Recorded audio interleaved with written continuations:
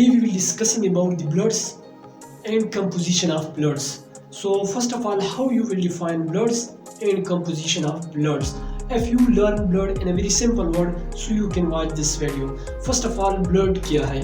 यानी lecture class 9 है, chapter transport का चल रहा है और लेक्चर ब्लड का है। यानी आज हम ब्लड को डिस्कस करेंगे और इसकी कंपोजिशन को भी डिस्कस करेंगे। ब्लड क्या है? ब्लड का अगर हम उर्दू में लेंगे, नहीं सब लोगों को पता होगा कि ब्लड का मतलब क्या होता है। यानी ब्लड का मतलब होता है खून। यानी ब्लड हमारे पास एक रेड कलर का फ्लूइड है, यानी एक सुर्ख कलर का फ्लूइड है। तकरीबन हर शख्स ने देखा होगा कि ब्लड एक सुर्ख कलर का फ्लूइड है, लेकिन ये एक सिंपल सा फ्लूइड नहीं है, ये एक कम्प्लेक्स सा फ्लूइड है। यानी इसके अंदर बहुत सारी चीज़ें हैं, यानी सिंपल फ्लूइड नहीं है सुर्ख कलर का, इसके अंदर बहुत सारी चीज़ें हैं। यानी ये इसकी कंपोजिशन में आते हैं जो ब्लड कौन कौन सी ऐसी चीज़ें हैं जो कि ब्लड को बनाता है, वो हम कंपोजिशन में इंशाल्लाह डिस्कस करेंगे। यानी हमारे पास एक सुर्ख कलर का फ्लूइड है ब्लड, जो कि इसका फंक्शन ये है कि ये इसेंशियल न्यूट्रिएंट जो होती है प्लस ऑक्सीजन गैस, यानी essential nutrient plus oxygen gas को कैरी करते हैं ये ब्लड और सेल तक पहुंचाते हैं। और वहाँ पर जो वेस्ट प्रोडक्ट बनता है, जो कार्बन डाइऑक्साइड होती है, जो वेस्ट प्रोडक्ट वहाँ पर बनता है, तो उसको अपने साथ लेकर यानी बॉडी से बाहर निकालते हैं, यानी बाहर फेंकते हैं। तो ये इसका फंक्शन है ब्लड का, कि ब्लड क्या है, इसका फंक्शन क्या है हमारे बॉडी में।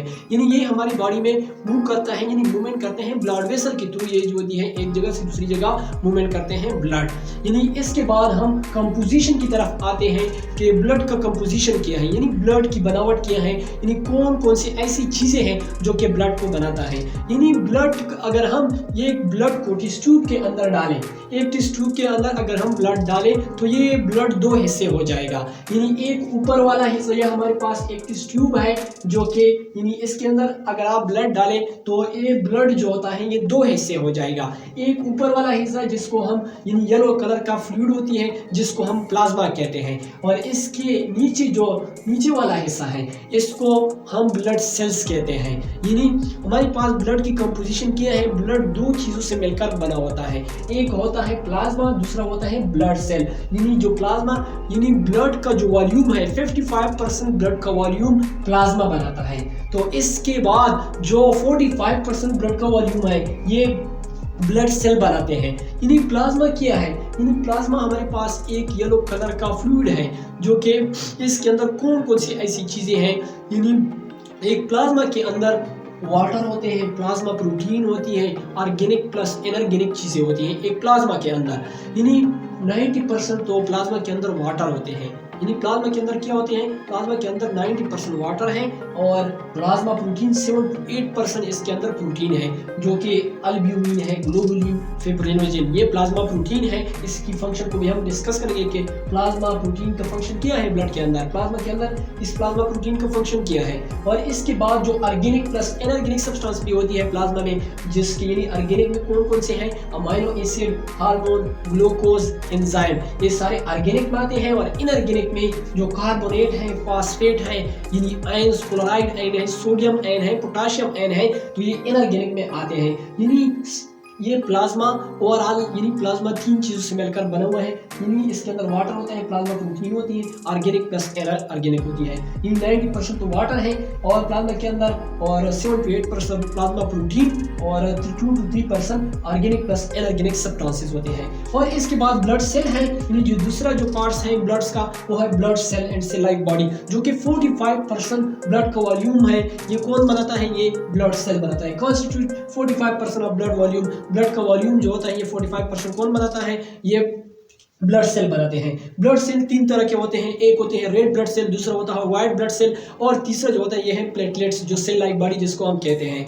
और आज के लेक्चर में जस्ट हम प्लाज्मा की फंक्शन को डिस्कस करेंगे।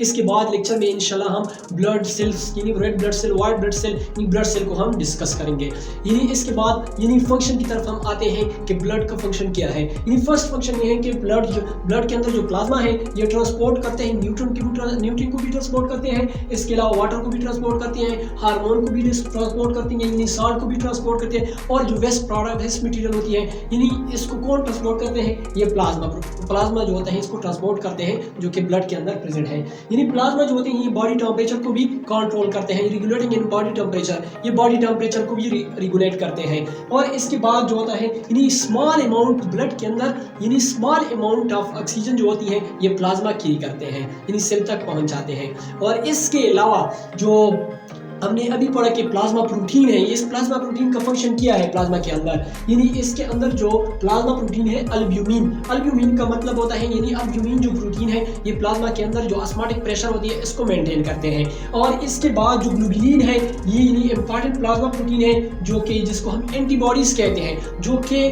बाहर से जो फॉरेन पार्टिकल आते हैं इसके खिलाफ फाइट करते हैं, यानी हमारी बॉडी को डिफेंस प्रोवाइड करते हैं। कौन? ग्लोबुलिन प्रोटीन, यानी जो पैथोजन बाहर से आते हैं इसके खिलाफ हमारी बॉडी को डिफेंस प्रोवाइड करते हैं। यानी पैथोजन क्या है? पैथोजन ऐसी सब्सटेंस को कहते हैं जो डिजीज कॉजिंग एजेंट है, इसको हम पैथोजन कहते हैं।